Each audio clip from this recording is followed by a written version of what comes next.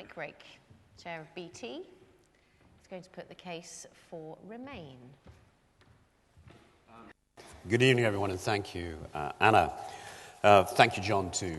And I must say it's refreshing to have a more balanced approach sometimes from the exit campaign to some of the issues, because I start with the point that this is the longest period of peace and prosperity in European history. You referred to what was going on in 1404 here in Europe. We've never had such a period of wealth, peace, and prosperity. We have had in this country, since we joined in 1975, the fastest growth we've ever had. We were the sick man of Europe prior to coming into the European Union. The European Union allowed us to expand. It expanded. It creates for us a market of 500 million people. 45% of our exports go there. 8% of their exports come to us. You cannot underestimate the non-tariff barriers to trade and the benefit on services, digital market, on having those non-tariff barriers to trade. This is critically important, particularly for SMEs, and can't be underestimated. Similarly, we have access through the European Union to 50 treaties around the world on terms that we could not possibly get on our own.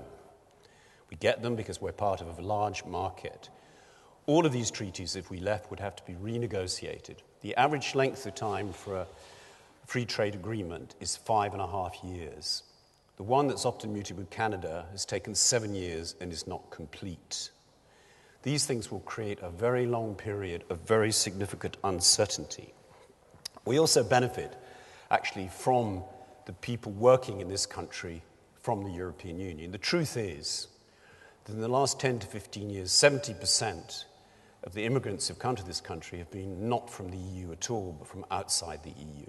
The truth is that virtually all the immigrants and migrants we have in this country are here because we need them. We need them in our National Health Service. We need them in our service industries. We need them in our professional service. We're a vibrant country. London is a vibrant city because we've been open and had easy access for the kind of skills we need. Because like it or not, we have at the basic levels a skills shortage. We need those skills. There are different answers to handle these problems. Similarly, we have more than 2.2 million people living and working in the European Union. That's roughly the same number of European migrants we have currently living in this country. All of the government's impact studies done in the period 2012 to 2014, way before the Conservative government or its leadership had decided we should stay, showed in every single impact study that membership of the European Union had been beneficial to us and the balance of powers and influence was appropriate. I think it's also been very clear that this has been a huge benefit to our Treasury, to our Exchequer in terms of the trade. The fact is that we've never had a more vibrant motor car industry than we have today. More cars are made at higher value than ever. 50 to 60% of them are exported, and most of that to the European Union. The motor car industry, if you don't want to believe the economics, believe the practicalities, believe what business says. What it says, it will do. All of these businesses, these enterprises, have written to their employees or spoken in public about the fact that no, jobs will not disappear overnight, but the next round of investments will have to take account of the environment that we're in. CBI's survey done 2 years ago showed that 70% of inward investment in this country comes because we're part of the European Union. We're a runway into the European Union. 86% of international companies, and an ICC survey said that the main reason that the UK should remain in the European Union, that it would lose influence if it didn't stay. 45% said they'd reduce investment, and 54%, by the way, in financial services said they'd reduce investment. So the issues here are real. Again, and John mentioned this, there are many areas of the European Union where the policies have been progressive. There are many areas where actually the government's intentions have been aligned with the European Union. One of the biggest costs we have are the environmental policies we have. These were driven by the UK, not by the European Union itself. We've used them to try and create an environment that our politicians and leaders have felt was appropriate. Again, whether we like it or not, as with 1404 perhaps we're no longer a military power of any significance. So soft power is really important. We on our own, although we're 62, 65 million, have no influence outside the European Union. All of our allies, except North Korea, who's perhaps not an ally, have said they would prefer us to remain in, influence the European Union, and be a voice of soft power. If you see what's happened in relation to Russia, Ukraine, the fact that we've been able to introduce sanctions together at the European Union is a very important element.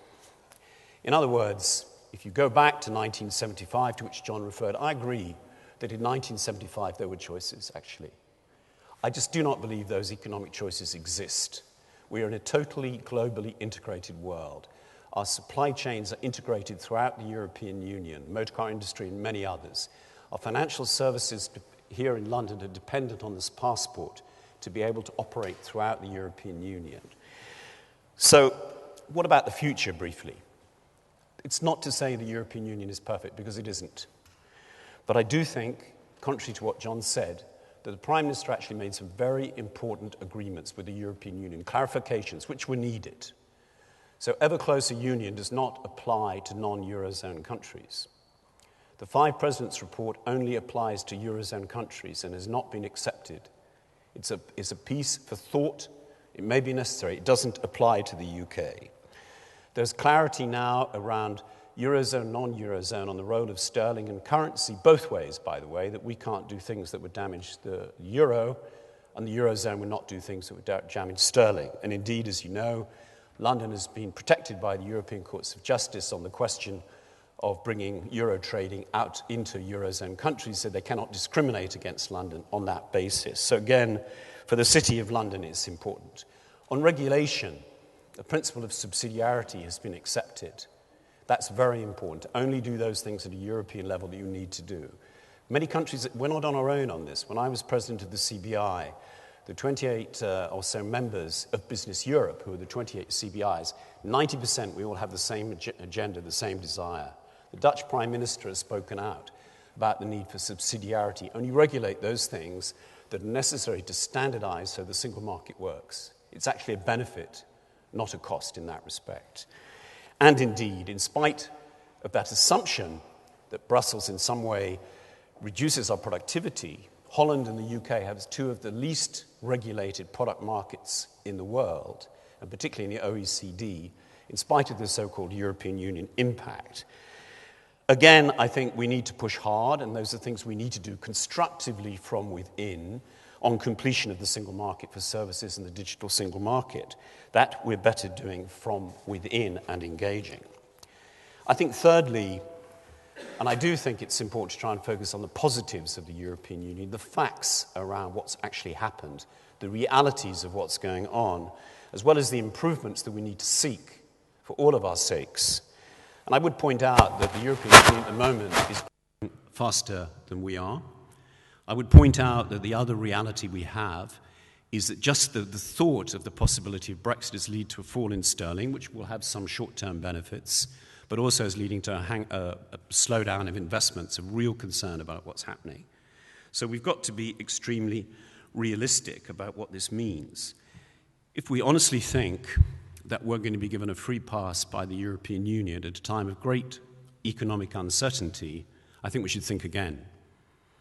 There will be significant bitterness towards us, rightly or wrongly, in the way that there would have been by the rest of the UK towards Scotland in terms of the conditions for its exit, if this were to be a vote to exit. Article 50 gives us 2 years. After 2 years, unless the unanimous agreement, all deals that we have stop, all. And it is almost inconceivable, as just about every independent agency has said, regardless of the rights and wrongs of where we are, where we could have gone in 1975, that we have any chance of negotiating virtually any agreements in that period. And we cannot underestimate that impact. And I do think that although you can make and have discussions about sovereignty, which are valid in some respects, I personally believe that an integrated global society, as The Economist said, about the only truly sovereign state in the world is North Korea, possibly followed by Venezuela. The reality is that we all pool our sovereignty. NATO, if the Russians had attacked Turkey for shooting down one of their jets, we'd have been at war. WTO, you effectively pool agreements on trade. Virtually all the trade and regulatory agreements that we have would in some ways have to be acknowledged and complied with for us to trade in a global world. For several years, although it's stopped now, the exit campaign wanted us to take the Norwegian model. The Norwegian model involves 90% of the costs, complying with all the rules and regulations, all the rules on immigration and free movement of labour and capital, but with no say whatsoever on the rules. So we have to be extremely realistic about what any deal would mean. So in summary, I just think that we have a deep responsibility to make sure that the British public fully understand the costs and risks of taking a step that may really impact their children and their grandchildren and the economy of this country in a way that is really impossible to fully estimate.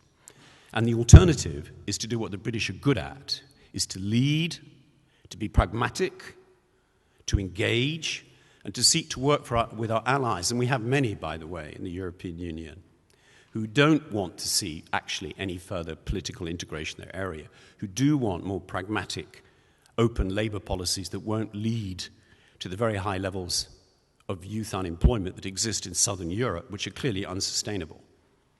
That doesn't mean we walk away from it. It's still a huge market for us. If they do better, we do better. We should work with them to achieve that. Thank you.